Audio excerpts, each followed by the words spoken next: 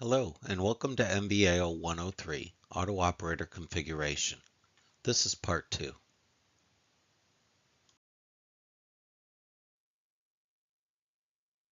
MVAO103 is the third in an 8-part series of courses covering MainView Auto Operator.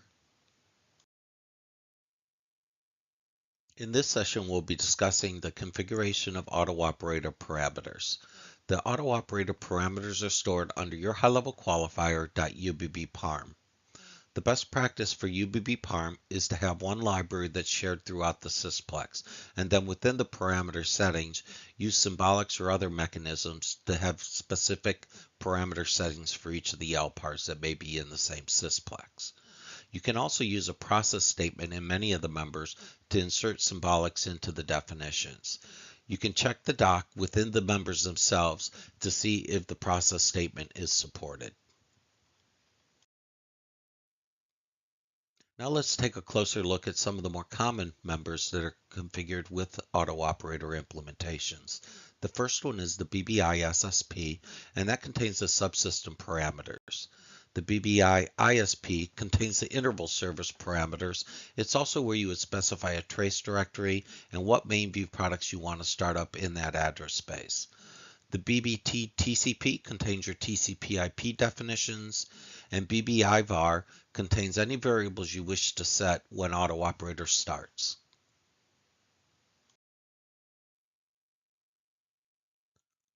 The BBIJNT is the job name table that contains all of the targets that are defined to auto operator, as well as other MainView products such as CICS and IMS. The BBI node contains the VTAM definitions that associate the job name table entries with VTAM ABL IDs so that we can enable communication between the various subsystems. There also may be non-SAF security members which uses a proprietary security mechanism internal to MainView. We do recommend that you externalize those security calls to SAF, BRACF, ACF2 top secret. By default, when you install Auto Operator, there will be a member created matching the user ID of the installer that will have full access. If you choose to use the proprietary security mechanism, it will be necessary to copy that user ID member and have one for each of the users that will be using Auto Operator. Now let's take a look at how we would configure the BBISS JCL for Auto Operator to accommodate the use of Symbolics. In this example, you can see we have a DD called BBCFG, and note that for the DS name, we have included a symbolic for the sysplex. Now, if you have a need to have separate UBB parms on each of your LPARs within the sysplex, you can do so by concatenating the BBI parm and adding a data set with the SMF ID or maybe with the sysclone in front of the sysplex ID.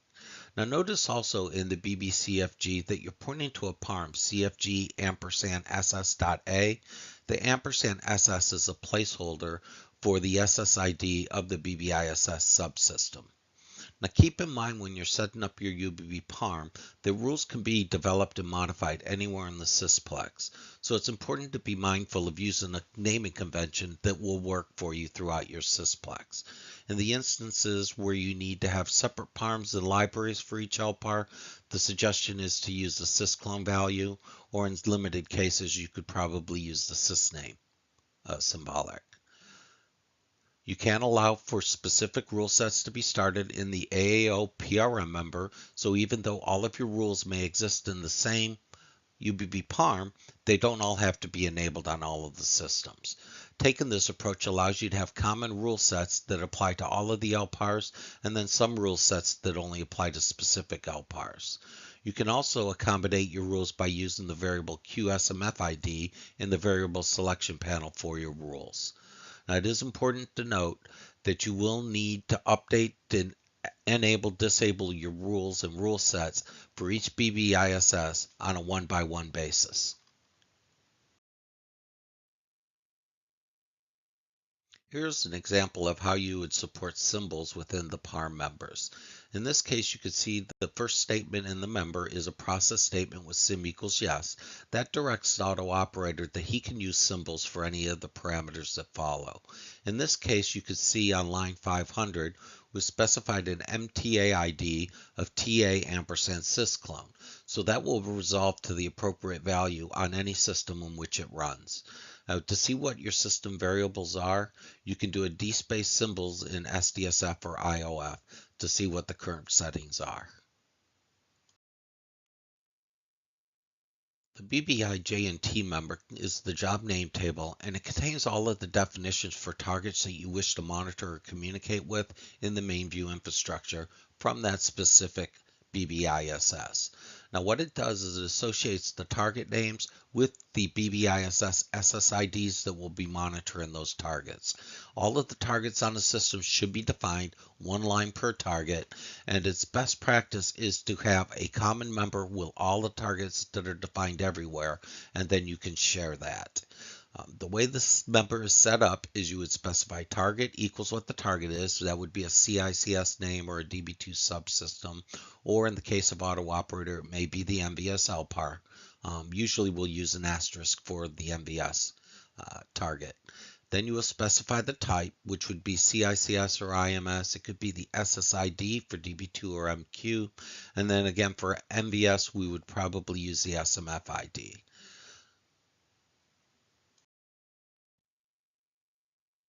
The BBI node member associates VTAM definitions with each of the BBISS SSIDs. This is to allow communications between the BBISSs for select functions. All the SSIDs on a system should be defined, one line for each, and if you can't share this member, it's important that it be identical everywhere. Now the way this member is formatted is on each line you'll have a subsys equals the SSID of the BBISS, followed by Apple ID equals the VTAM Apple ID. Let's take a closer look at the BBI SSP member. This is the member where we'll specify which products are to be initialized in the BBISS address space. It's also where we can optionally specify a command character to issue BBI commands from the console. Regardless of what you set command character to, when you issue BBI commands from the terminal session, you will still prefix them with a dot. This is also where we can specify whether we want the journal to be enhanced. The enhanced journal allows you to do masking of the origin of the messages in the log, so it is recommended. You also specify the MCT size, which keeps track of the unique events that are coming into the event statistics table. Our recommendation is to increase this value to 4080, and the default is 510.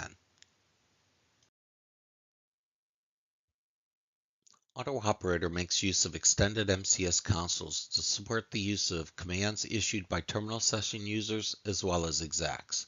Using the extended MCS councils is a good thing because it eliminates the need to allocate MCS councils, which are typically constrained in the environment. These extended councils can be RACF secured, and they're used by AutoOperator as well as other subsystems that issue commands.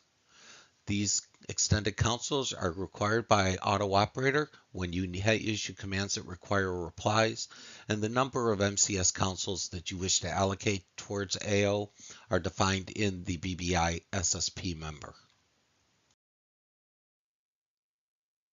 Defining the number of extended MCS councils you wish to allocate to AutoOperator is fairly straightforward. In the BBI SSP member, you will specify councils equal and the number of councils you wish to allocate. The default value is 4, and you probably want to increase this to a larger number.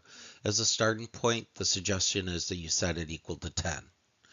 In the BBI SSP member, you can also specify a command character used for the console ID for commands.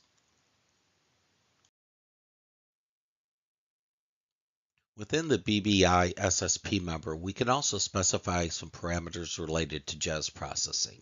There's a keyword in there, JES filter, that allows us to specify command to give AutoOperator the ability to see the JES2 and JES3 commands before JES does.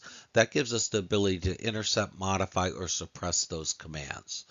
If you do take that approach and set Jez filter equal to command, if you bounce Jez, it's necessary to issue the .unhook command in the BEBiSS. You also have the option in the BEBiSSP to specify alternate Jez characters for their commands. The defaults, of course, for Jez2 are $, and for Jez3 they're asterisk. But if you're using different values in your shop, this is where you would modify those. The BEBiSSP member also allows you to specify your automatic restart policies by specifying ARM policy equals yes or no, and you can update this value by using a warm start. There are additional parameters in the BEBiSSP that I'd like to talk about now. The first one is alert receive. An alert receive indicates whether this BEBiSS is to receive any exceptions being generated throughout the MainView environment. If you wish to handle all of these messages independently, then set this value to no. If you set it to yes, then this will become a central point for all of your exception processing. You should only have alert receive set to yes on one of your BEBiSSs in each LPAR. The audit equals value allows you to set whether you want an audit trail generated for modifications to rules and deletion of alerts. The recommendation is to set your audit equal to yes. Command wait indicates how long the AutoOPERATOR should wait for a response from a ZOS command. And Jez Connect says whether you or not you want AO to be connected to Jez, even if he's started under the master scheduler. Our recommendation is to also set that to yes. Additional parameters in the BEBiSSP parameter member is we have GTS, which indicates the TCP suffix for its parameter settings. We have a logging option, which we strongly encourage you to set for yes so we can keep an audit trail of certain events. You have a journal STC, which indicates what the task is that we will invoke when it's time to dump the journal. There's an image STC for BBI log, which jumps the image file, which is something we no longer use. There's a highlight option to highlight IMS messages in the log. There's a max PQE, which indicates how many PQEs we need to communicate between AutoOPERATOR and address spaces generating events. And there's also a max MQE, which indicates how many concurrent actions can be taken by AutoOPERATOR for CICS.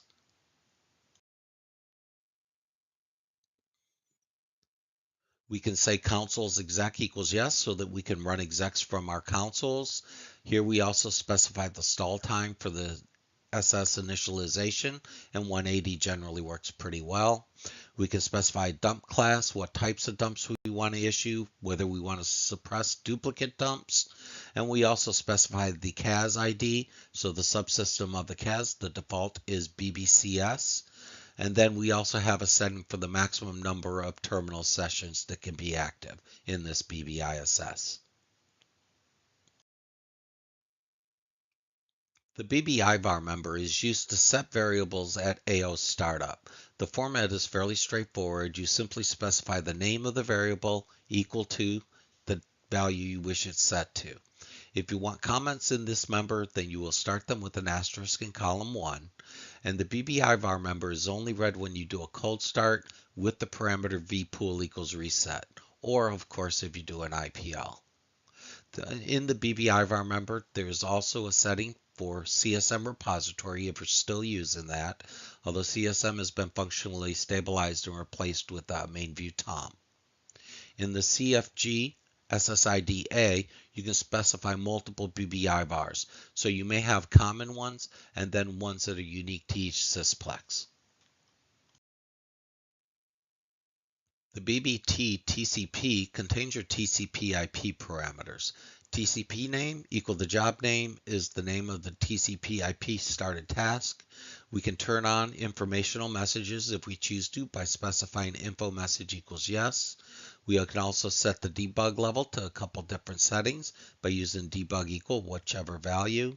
And we can turn on traces for GTS by using GTS debug.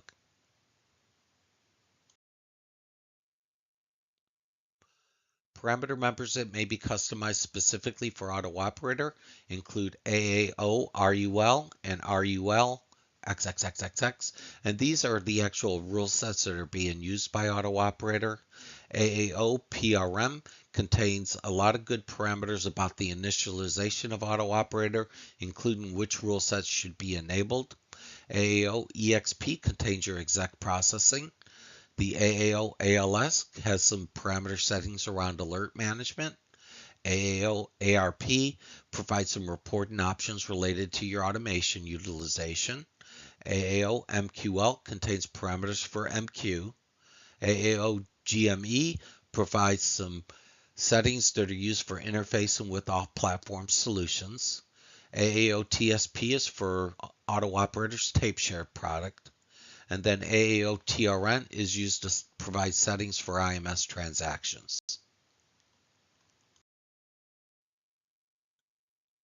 AutoOperator has a facility called Dynamic Parameter Manager, or DPM. And DPM allows you to update parameters within the BEBiSS without having to do a restart of the address space. It's really easy to use. You simply edit the parameter members from the screen and make your changes. Dynamic Parameter Manager supports these following members: AAO, ALS, AAO, ARP, AAO, EXP, AAO, PRM, and AAO, TSP. You can also use BBI commands to refresh these members from the AO journal.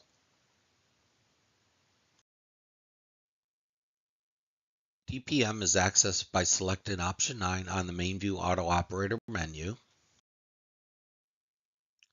And this is what you'll see is a list of all the members that can be modified.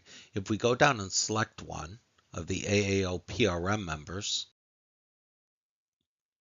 we'll see a display like this. From here we can select which parameters it is we want to modify. In this case we're going to select the first entry, general parameters. And here you can see we're presented with the different parameters that can be set, as well as spaces where you can simply fill in the blanks to set those values. As we move forward with the AutoOperator technology, the development staff is moving many of the administrative tasks to the new Windows interface, which is common to most of the MainView products. And these are accessed through a view called PassParm, and from there you can edit the parameter members and make changes directly from the user interface. This concludes MVAO 103, Configuring AutoOperator Part 2.